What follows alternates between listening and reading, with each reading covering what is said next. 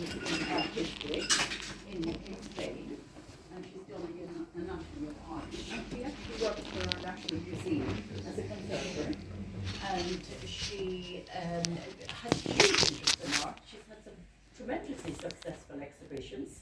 She's previously had exhibitions here in the United Arts Club, and she's had exhibitions in Swat Gallery. And she is tremendously interested in everything female. Isn't that correct? And this exhibition is devoted to the vagina.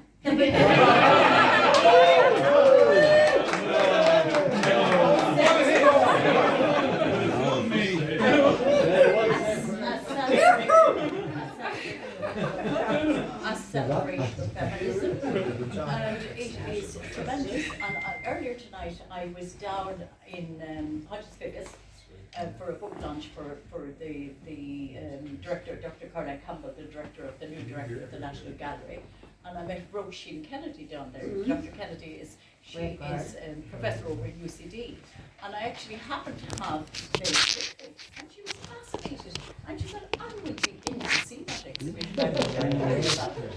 And she'd come and see it, and she's going to put some of the documentation up in her department at UCD, and she's very excited by it. So that is, so are we here in the Arts Club. So over to you. Thank you. Thanks very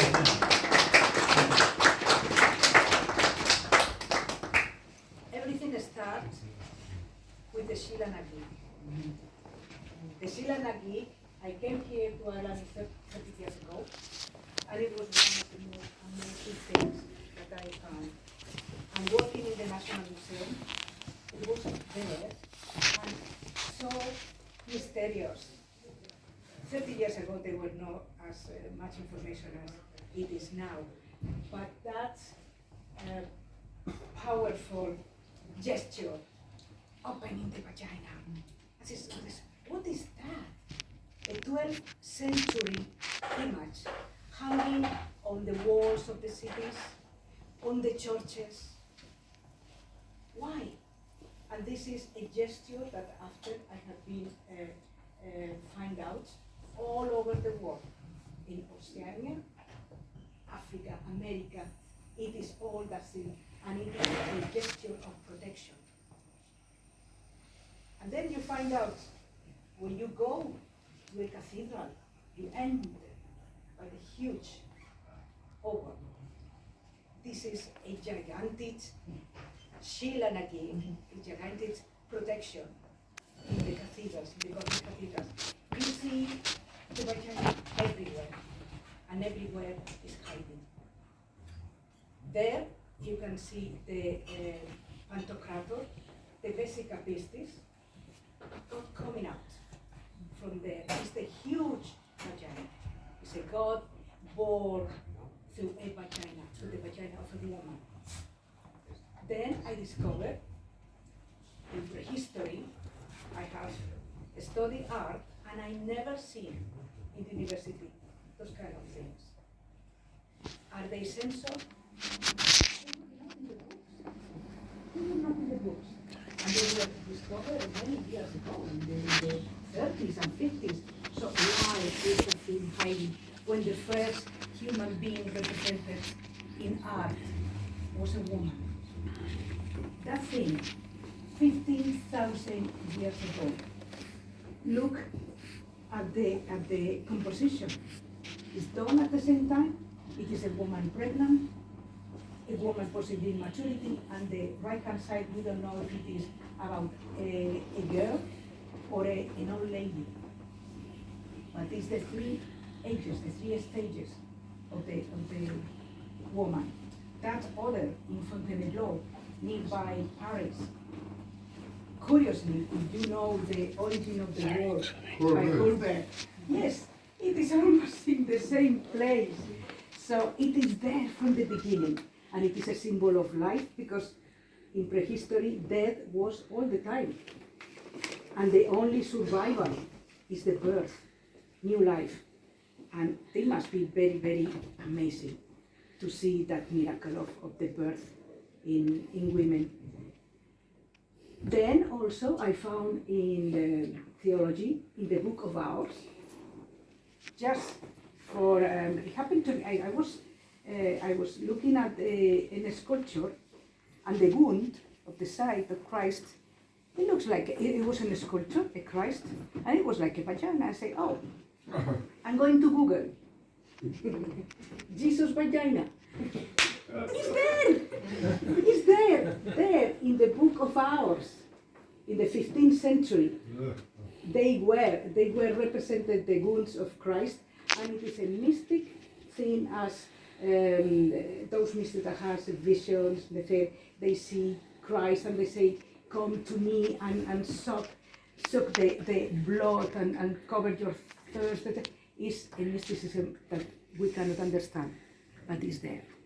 It is there. And today is a very, very interesting thing as how Christ is not only masculine, can have that thing of feminine, not because it's a transgender or not. I mean, it is the two things together. Because we are the two things together. So that's the other one is, the one which is like the Virgin of Guadalupe. It is just the end, and it says, we have a holy, is a lot of value and a lot of things that we have to respect and be proud of it. One thing that I was horrified is there is a painting there and it's called All Vaginas Are Perfect. It's called the vaginoplastia. Women think that the vagina, the perfect vagina, is the one who appears in the porno, and they go to surgery to get mutilated to get the perfect vagina. That's awful. Every vagina is different and everyone is perfect. And it's a pity, a lack of education, that women do not realize that everyone is perfect. You can have a problem medical, but it has nothing to do. The shapes are like fingerprints, like ears. Everyone is unique. So you know that you have something between your legs, very unique and perfect and glorious. So be proud. And that's the other thing that could be, one of the things I like is a homage to Judy Chicago, who did in the 70s the dinner party. And it got like, it's a huge triangle with, I think there were 100 women in each one, with women from the Bible, art, literature, science, and they were represented. And I took the Artemisia Gentileschi, St. Bridget. The other one here is Hildegard of Bingen and Eleanor of Aquitania. So great women. More I can say. The other thing was the last painting is called 8M. This is especially from Spain. The 10th, 2 days ago, there were already 89 women killed in Spain by their husband or their boyfriends in the year. This is an atrocious thing, and it is on a lack of education from the beginning. So you get after for the judges, for the police, for the thing. And the rest, well, that one is the that one, and the one inspired by Klimt and by Picasso is again my Sheila, which is the origin to me, and is my teacher and my guide. Thank you.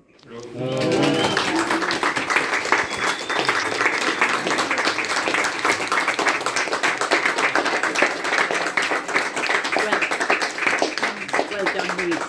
That was absolutely fantastic. Philip is here. Very happy for anybody to talk to anybody about a purchase.